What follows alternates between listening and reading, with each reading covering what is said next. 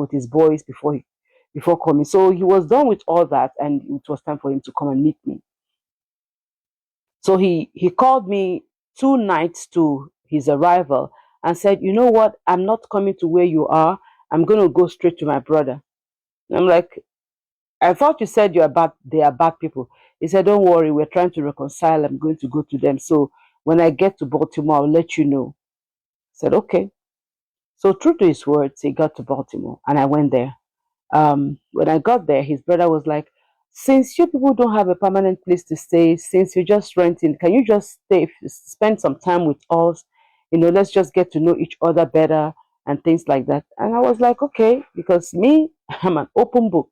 I flow with any flow. But, I've learned my lesson and I've really learned it in a very hard way. So we stayed for a few days and then I insisted we'll come back. So we came back to where I was renting here in Upper Marlboro.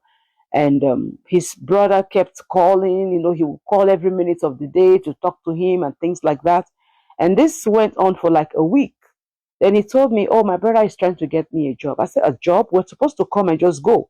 He said, "No, one of my cousin is a manager in KFC. They're going to try to slot me in there to work for a while, while we're here so that we can have enough money to go home." That didn't really sound okay to me because I know money was not our problem at that point. He was doing very well at home and I had a very good job. So money was not really the problem, but he insisted he wanted to stay back so he can make some money. As a new wife, I had to obey him because I didn't really have any reason to doubt him at that point. So the sister or the cousin would come and pick him up on. She always pick him up on Sunday evening, and when she comes, guys, you need to see the way this lady behaves. She wouldn't even come to the place where she won't come inside. She will be outside blaring her horn, like, "Come out, let's go, let's go, let's go." She picks him up on Sundays at around 3 p.m. and then she drops him off on Saturday night around 11 p.m.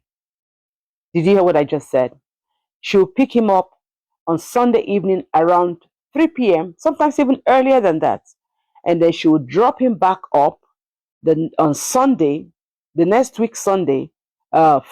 She would drop him on Friday, the next week Friday, um, around 11 p.m.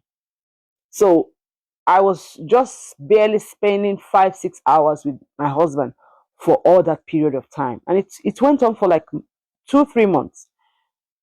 I didn't really bother myself. I didn't really complain. I was just like, "It's okay. It's all right. I'll wait until we're ready to go back." So this continued. And then suddenly he called me and said, "My brother wants you to come over so we can have a meeting." And I was like, "Okay, when are you coming home?" He said he won't be able to come home this weekend. I should just come. I said, "No, let's put it to next week. When she drops you off next week, maybe I'll come. I'll follow you on that Sunday for the meeting." And that was what we did. So we got to this meeting. I got to the brother's house and he said the meeting was not holding in his house, but the meeting will be holding in Maryland, in Hyattsville. And I'm like, "Okay." So we all drove from there to Maryland. When we got to the house, it's a pretty big house, a house that was able to fit more than 50 people is pretty big. I mean, their living room was big and I just came in and I saw a lot of people. And because it was a Sunday, I thought maybe they're just there for get together and they're there for, just sharing things together. I didn't know the meeting was because of me. So everybody sat down in this semicircle kind of sitting, and I was at the last edge. I was at the edge of the chair, and my husband was sitting right beside me. So they started the meeting. The oldest man in their family then, that man was in his late 60s at that time. He should be close to 80 now, but I've not seen him for 22 years. I've not seen them. So this elderly man, the oldest man, stood up and was like, "Oh, thank you very much for bringing our brother to America. Really appreciate your effort because I got him the visa because I was affiliated with the American embassy, so getting a visa was nothing." So he was like, thank you for bringing our brother. You know, we've been trying to bring him all this while, but we couldn't. So we really appreciate you bringing him. And then everybody was clapping and, you know, talking to me. I was smiling and just trying to be nice to everybody. So he said,